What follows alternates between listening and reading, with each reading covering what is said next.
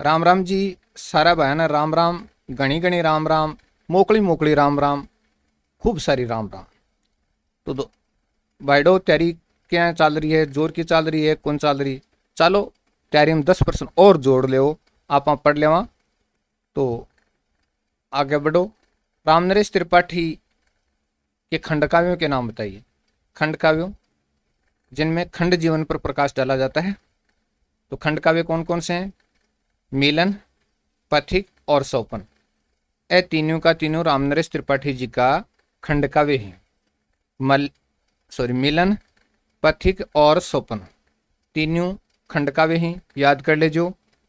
और मानसी है वो फुटकर कविता को संकलन है। और कविता कौमुदी ग्राम गीता को संकलन है भी में।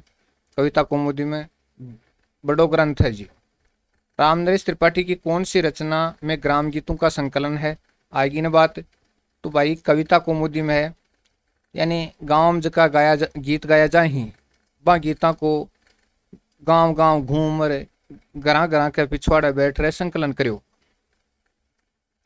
उन्होंने गांव गांव घर घर घूमकर रात रात भर घरों के पिछवाड़े बैठकर शोर और विवाह के गीत, शोर और विवाह के गीतों को चुन चुन कर लगभग 16 वर्षों के अथक परिश्रम से कविता कौमुदी संकलन तैयार किया।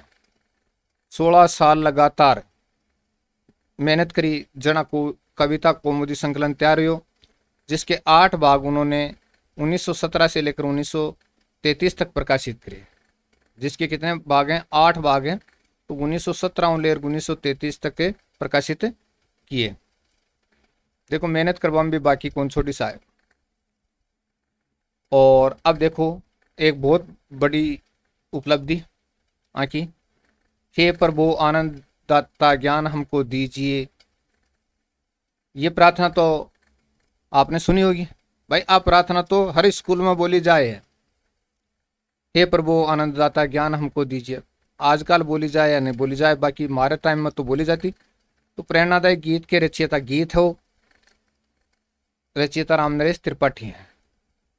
तो सौ बड़ी उपलब्धि मानो कि अप्रार्थना हर विद्यालय में गाई जाती पहली गीत है वो। हे प्रभु आनंददाता ज्ञान हमको दीजिए, शीघ्र सारे दुर्गुणों को दूर हमसे कीजिए। बहुत ही शानदार प्रार्थना थी ये, जो विद्यालयों में चलती थी। पंडित रामनरेश त्रिपाठी में कविता के प्रति रुचि प्राथमिक शिक्षा प्राप्त करते समय ही जागृत हो गई थी। बाद में हाई स्कूल की पढ़ाई बीच में छोड़कर जब वह कलकत्ता गए तो वहाँ किसी संक्रामक रोग की चपेट में आ गए, जाने की वजह से अधिक समय तक यानी ज़्यादा समय तक वहाँ नहीं रह सके। एक व्यक्ति की सलाह मानकर वह अपने स्वास्थ्य सुधार के लिए जयपुर के ठिकाना के सीकर ठिकाना था भाई। और आप समझ ही गए होंगे कि स्थित फतेहपुर ग्राम में, फतेहपुर ग्राम नहीं अब कस्बा है, पहले ग्राम था छोटा था अब कस्बा है, सेठ रामवल्लभ नेवरिया के पास चले गए। तो अब समझ गए होंगे कि ग्राम गीतों में ज़्यादा किसका संकलन है? राजस्थान के गीतों का संकलन है कविता को। ये एक संयोग ही था कि मरणासन स्थिति में, मरने वाली स्थिति में वह अपने घर परिवार में न जाकर, घर परिवार में नहीं गए, न जाकर सुदूर अपरिचित स्थान फतेहपुर सीकर राजस्थान के एक अजनबी परिवार में जा पहुँचे, जहाँ शीघ्र इलाज व स्वास्थ्यप्रद जलवायु, गर्मी सर्दी ठंड खूब पड़े भाई। फतेहपुर को टेम्परेचर सर्दियों में माइनस और गर्मियों में देखते देखते 50 डिग्री जावे, पाकर वह रोग मुक्त हो गए। तो संक्रामक रोग है वो क्या करेगा? गर्मियों में तेज गर्मी और सर्दियों में माइनस टेम्परेचर। यहाँ पर पंडित रामनरेश त्रिपाठी ने सेठ रामवल्लभ नेवरिया के पुत्रों की शिक्षा दीक्षा की जिम्मेदारी को कुशलतापूर्वक निभाया। और इसी दौरान इनकी लेखनी पर, कलम पर माँ सरस्वती की मेहरबानी से उन्होंने हे प्रभु आनंददाता ज्ञान हमको दीजिए रचना की, जो आज तक भी अनेक स्कूलों में प्रार्थना के रूप में गाई जाती है। बात भाई ये जी आप बताइए कि फतेहपुर में काफी समय रहने के बाद पंडित रामनरेश त्रिपाठी ज्ञान एवं अनुभव की संचित पूंजी लेकर वर्ष 1915 में प्रयाग चले गए। कहाँ चले गए? प्रयाग चले गए। 1915 में प्रयाग चले गए आए और इसी को अपनी कर्मस्थली बनाया। प्रयाग आ गए और कर्मस्थली। इन्होंने थोड़ी पूंजी से प्रकाशन का व्यवसाय भी आरंभ किया, यानी क्या किया, प्रिंटिंग प्रेस का व्यवसाय प्रारंभ किया। खंड काव्य पथिक की रचना की। इन्होंने इसी वर्ष 1920 में मात्र 21 दिन में कर दी थी। तो 21 दिन में उन्होंने पथिक खंड काव्य की रचना है वो कर दी। मिलन खंड काव्य 1918 में प्रकाशित हुआ, जिसकी रचना, देखो मिलन खंड काव्य 1918 में प्रकाशित हुआ, जिसकी रचना 23 दिनों में की गई।